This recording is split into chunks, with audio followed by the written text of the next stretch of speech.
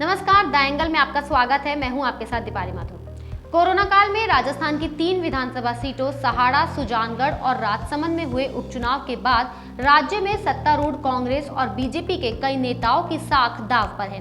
उपचुनावों के परिणाम कई नेताओं के भविष्य तय करने वाले हैं। कोरोना संक्रमण की दूसरी लहर का प्रभाव साफ तौर पर राजस्थान के उपचुनाव में देखा गया।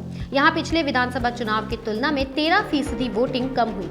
चुनाव में कांग्रेस की जीत जहां सत्ता के इकबाल को बुलंद करेगी, वहीं यदि कांग्रेस अपने खाते की एक भी सीट हारती है तो इसे एंटी इनकम्बेंसी से जोड़ा जाएगा। साथ ही दोनों दलों के छत्रपों की साख भी दांव पर होगी। सियासी हलकों में ये भी सुगबुगाहट है कि भले ही ये उपचुनाव है, लेकिन पार्टी की जीत और हार से कई छत्रपों की साख सीधे जुड़ी हुई है।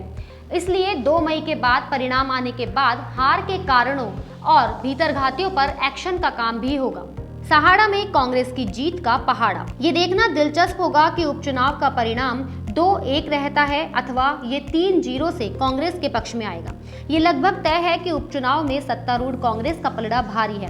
वे 2 विधानसभा क्षेत्रों में सहानुभूति के रथ पर सवार थी, तो भाजपा को ये लाभ सिर्फ राजसमंद में मिलने की उम्मीद है।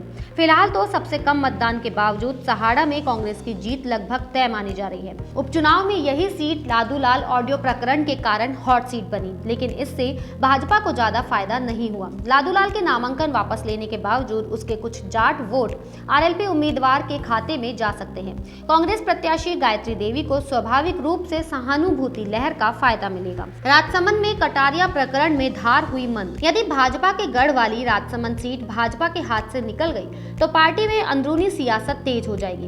पंचायत चुनाव में कांग्रेस की जीत और सीपी जोशी का प्रभाव पार्टी द्वारा इस सीट पर सारी ताकत झोंक देने का परिणाम कांग्रेस के पक्ष में आ सकता है। निश्चित रूप से भाजपा की इस परंपरागत सीट पर पार्टी उम्मीदवार दीप्ति माहेश्वरी के साथ मां किरण की संवेदनाओं ने भी चुनाव पर असर डाला है। लेकिन अंतिम मौके पर महाराणा प्रताप के खिलाफ नेता प्रतिपक्ष गुलाबचंद कटारिया की टिप्पणी से नाराज राजपूतों को मनाने और डैमेज कंट्रोल के लिए भाजपा की स्टार प्रचारक वसुंधरा राजे ने कुछ नहीं किया। यहाँ तक कि वे उपचुनाव में प्रचार के लिए भी नहीं आई। हार की स्थिति में सतीश पूनिया गुट जरूर इसकी रिपोर्ट हाईकमान को करेगा। जहां तक राज्य गुट का सवाल है, वह इसके लिए कटारिया को कटघरे में खड़ा कर सकती है। सुजानगढ़ में सहानुभूति से वोटों पर पकड़। उपचुनाव की तीनों सीटों में से सुजानगढ़ ही एकमात्र ऐसी सीट है जिस पर राष्ट्रीय लोकतांत्रिक पार्टी की कुछ पकड़ है। उसे सर्वाधिक वोट यहीं से मिल सकते हैं। आरएलपी उम्मीदवार को जितने वोट मिलेंगे वे भाजपा उम्मीदवार में सेंध लगाने का ही काम करेंगे। हालांकि वह कुछ वोट कांग्रेस के भी काट सकते हैं। कांग्रेस प्रत्याशी मनोज मेघवाल न सिर्फ विवादों से दूर रहे हैं, बल्कि उन्हें पिता मास्टर भंवरलाल मेघवाल का सहानुभूति वोट भी मिलेगा। सुजानगढ़ में भाजपा कांग्रेस दोनों दलों के प्रत्याशी एक ही जाति के हैं, इसलिए जाति के वोट बंटना निश्चित है और जीत के लिए व्यक्तिगत छवि और बूथ मैनेजमेंट की काबिलियत अहम भूमिका निभा सकती है। मरुधरा की सियासत का ट्रेंड यही रहा है कि उपचुनाव में प्रत्याशी और आम चुनाव में पार्टी अहम हो जाती है। यदि बात भाजपा की करें तो सतीश पूनिया, गुलाबचंद कटारिया, राजेंद्र राठौड़ सहित कई नेताओं की साख दांव पर है।